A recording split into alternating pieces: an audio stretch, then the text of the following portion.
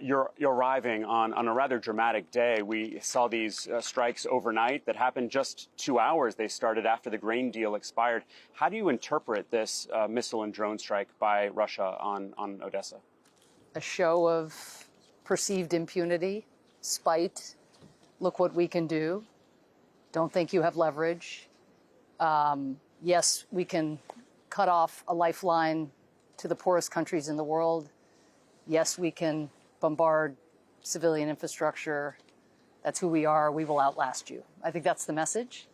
The message back is we're here for the long term. And, the whole world needs to raise its voice, particularly the global south, countries in the global south, to say that it's unacceptable to hold hostage the hungriest people in the world because of some power play and aggression carried out by Moscow. How soon could we feel these ripple effects if the Black Sea Grain Initiative is not renewed in any way? I think already today, we're just one day since Russia announced its withdrawal, you already see an uptick in grain and oil prices globally. Hopefully that will stabilize as developing countries and consumers generally recognize that there is still ample grain and oils on the market. But the idea that Putin would play roulette with the hungriest people in the world at the time of the greatest food crisis in our lifetimes is just deeply disturbing. How can the international community, the United Nations, Turkey, salvage a Black Sea grain deal without Russia?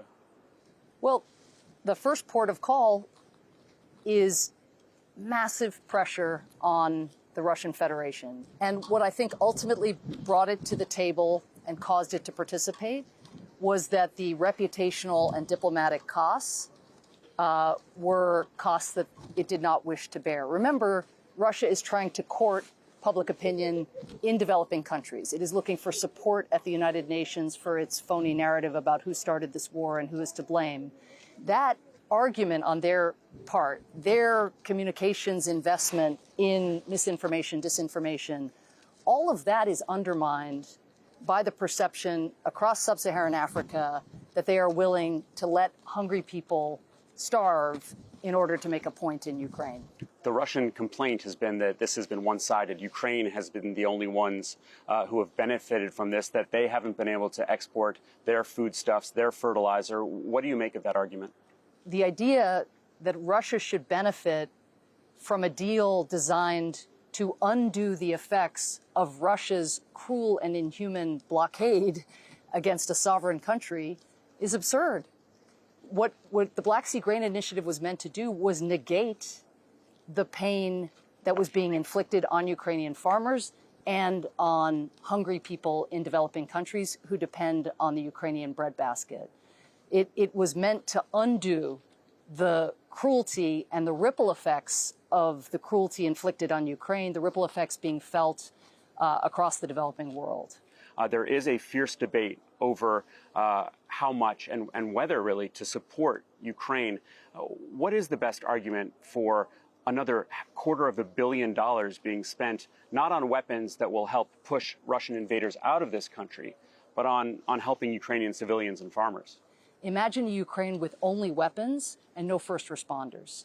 Imagine a Ukraine trying to regrow its economy, but with no teacher salaries that can be paid because the blockade on the Black Sea port is depriving the country of tax revenue temporarily. So for those who believe that the war can be won through security assistance alone, it's just not feasible. The government has to continue to function. The schools, businesses, agricultural sector has to continue to work.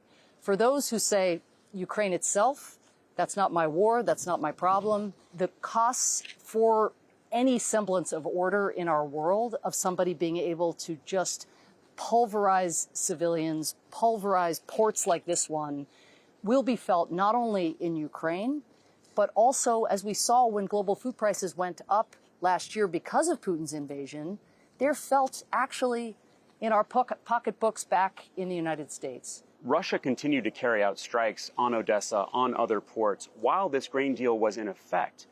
Now that it is no longer, at least in their part, do you expect that they might increase their attacks and make the efforts to get these foodstuffs, this grain, out of Ukraine even harder?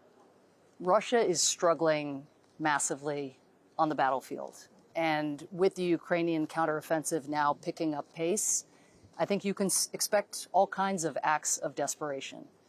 And if you are a bully and an aggressor, it is always easier to lob missiles and send drones at civilian infrastructure, at hotels like the one over there, or at port infrastructure like this. It is easier to do that than to fight what has proven the stronger and more effective army on the battlefield. So I think we absolutely should expect the worst from the Russian Federation as it continues to struggle on the battlefield.